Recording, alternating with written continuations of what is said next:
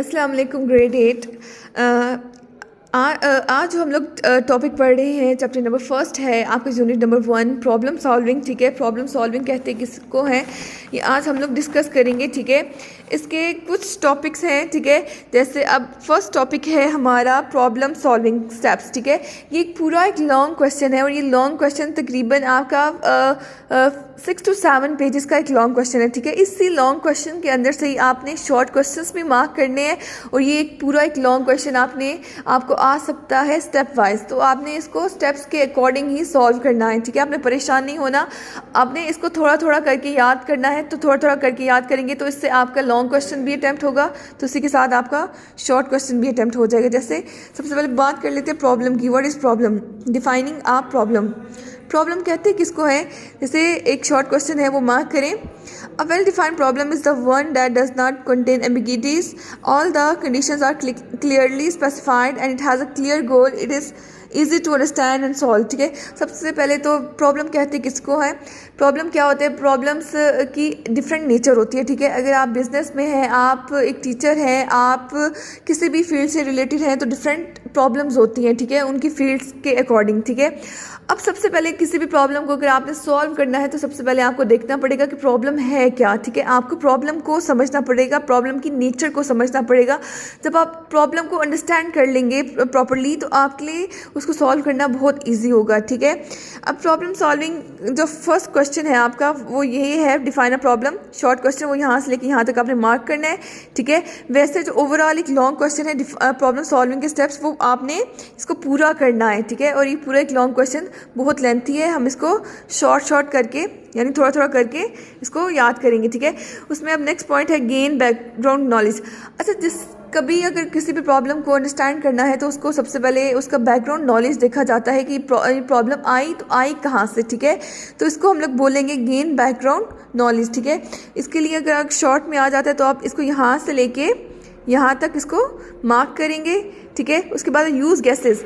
ठीक है, अगर आपने उसका बैकग्राउंड भी देख लिया कि एक प्रॉब्लम है वो यहाँ से आई, आपको पता चल गया, अब फिर उसको सॉल्व करने के लिए आप उसको गैसेस को यूज़ करेंगे। ठीक है, गैसेस यूज़ करेंगे आपने किससे, तजुर्बा। ठीक है, जो आपका पास्ट आपका एक्सपीरियंस है उससे आप लोग क्या करेंगे, उस प्रॉब्लम को सॉल्व करने की कोशिश करेंगे। ठीक है, फिर उसको ड्रॉ अ पिक्चर। इसमें क्या है, जैसे यूज़ गैसेस है वो यहाँ से लेके यहाँ तक आपने पूरा शॉर्ट क्वेश्चन याद करना है। ठीक है, ड्रॉ पिक्चर कि पिक्चर्स के थ्रू आपने अपने प्रॉब्लम्स को सॉल्व करना है। ठीक है, अब एक यहाँ पे डू यू नो एक बॉक्स है।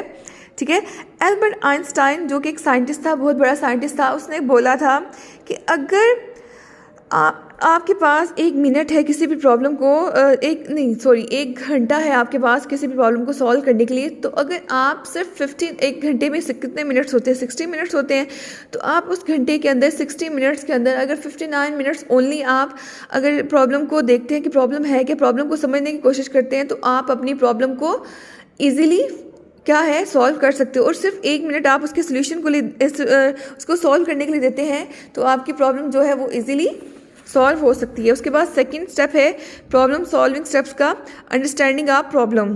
ठीक है, सबसे पहले देखा जाए तो हम लोग क्या करेंगे, प्रॉब्लम को अंडरस्टैंड करेंगे। जैसे मैंने पहले भी बताया, it is important to understand the problem before jumping into the solution of the problem. ठीक है, फॉर एग्जाम्पल अ रिडल और a puzzle can be answer. ठीक है, इसमें क्या है कि यहाँ से लेके यहाँ तक आपने मार्क करना है रिसोर्सेज तक। ठीक है, इसमें क्या है, सबसे पहले अगर आपने किसी भी प्रॉब्लम को सॉल्व करना है तो उसको अंडरस्टैंड करना पड़ेगा। ठीक है, it is important to understand the problem before jumping into the solution. ठीक है, तो जब आप प्रॉब्लम को इजीली अंडरस्टैंड कर सकोगे तो उससे क्या होगा कि आप प्रॉब्लम को इजीली सॉल्व भी कर सकेंगे। ठीक है, ये पूरा एक सेकेंड स्टेप है।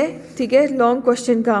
ठीक है, जो हम लोग प्रॉब्लम सॉल्विंग स्टेप्स को पढ़ रहे हैं, ये एक लॉन्ग क्वेश्चन है। ठीक है, उसका फर्स्ट स्टेप जो है वो पेज नंबर 2 पे है और जो सेकंड स्टेप है उसका पेज नंबर 3 पे है।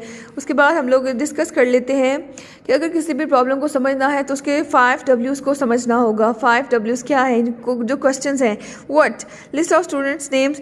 जैसे एक एग्जांपल है कि ये सारे जो W's हैं वो क्या है, क्वेश्चंस हैं। ठीक है, व्हाट कि क्या प्रॉब्लम है, हु, ठीक है, वाई, व्हेन, वेयर, इससे क्या पता चलता है, ये क्वेश्चंस है। जब आप इन क्वेश्चन जब भी उसको यूज़ करोगे तो आपको पता चलेगा कि प्रॉब्लम क्या है, आई कहाँ से है, इसका पास्ट एक्सपीरियंस क्या है, पास्ट इसका जो नॉलेज है वो क्या है। उसके बाद थर्ड स्टेप है इसका प्लानिंग आ सॉल्यूशन, जिसमें प्लान करते हैं, प्रॉब्लम को समझ लिया उसके बाद उसका सॉल्यूशन जो है वो क्या करते हैं, प्लान करते हैं, जिसमें हम लोग डिवाइड एंड कॉन्कर है। ये एक ऐसी स्ट्रेटजी होती है जिसमें आप लार्ज प्रॉब्लम्स को छोटे छोटे पार्ट्स में डिवाइड करते हो ताकि वो इजीली सॉल्व हो सकें, ठीक है।